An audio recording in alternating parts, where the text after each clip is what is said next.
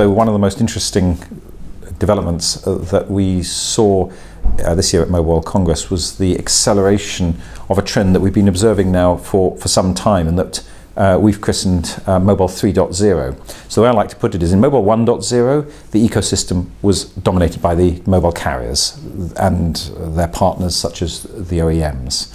So we had a mobile ecosystem.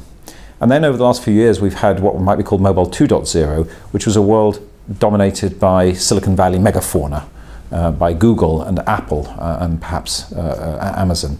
We're now moving into what we call Mobile 3.0, in which mobile becomes such an integral part of everybody's business model. It becomes such an integral part of the way that companies have to communicate with, provide service with, and interact with consumers, that it actually becomes a mainstream part of their business models.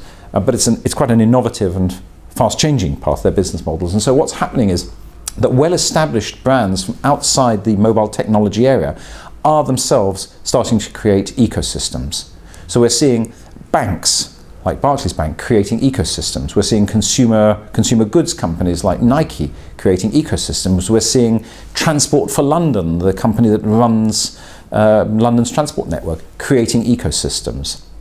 And this is very interesting because each of them has to create models which bring in interaction, which bring in partnerships, but also bring in innovation into that sort of world. And so one of the key other changes that we're seeing is an absolute inversion in the attitude of large companies towards innovation. When we first started in MEF, small innovative companies were regarded a little bit like insects, which were buzzing around the heads of the big beasts of the industry, which we swatted away and kept at a distance. In the last couple of years, maybe, we've seen a total inversion of that attitude, an understanding that all of these ecosystem centers, the carriers, the OEMs, the banks, that they all need access to smaller disruptive companies in order to drive the processes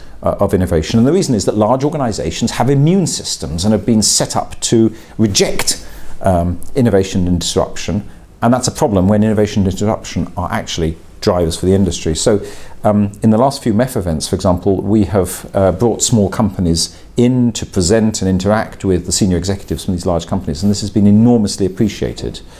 At the MEF Global Forum in San Francisco in November, for example, it was one of the smash hits parts of the program. At Mobile World Congress, we saw very much a continuation of that. We saw a continuing desire, both publicly and also in our private discussions, to find new ways in which these large organizations of whatever stripe can interact with the sorts of small startup companies that are driving innovation and disruption. And that was interesting for us because it's a reaffirmation of MEF's absolutely crucial role in bringing those two very disparate sorts of organizations together. One signature moment at Mobile World Congress was a presentation given by longtime MEF supporter Giles Corbett, who runs Orange Le Bon, in which he talked about the way in which a disruptive new OTT, interpersonal communications service, had to be created within Orange as a completely separate, almost a black ops, officially supported, sanctioned and financed, but a completely separate skunkworks, protected from the enormous inertia, enormous power of the organisation. That was the only way that a 50-person innovation team could take a brand new, completely disruptive kind of product to market as cheaply and as quickly as they have done.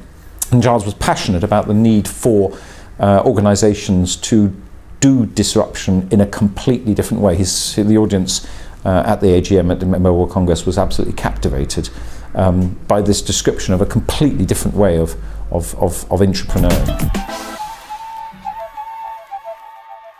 We're seeing this trend towards the adoption of innovation-friendly strategies happening in many places. So Barclays Bank, who were, by the way, just elected as chairs for the European chapter of MEF at Mobile World Congress. They have recently been undertaking some very innovative activities to stimulate and encourage interaction between small ecosystem players and themselves in order to drive their innovation forward. We've seen Vodafone, one of our members, set up a group in the Bay Area specifically to encourage this kind of interaction.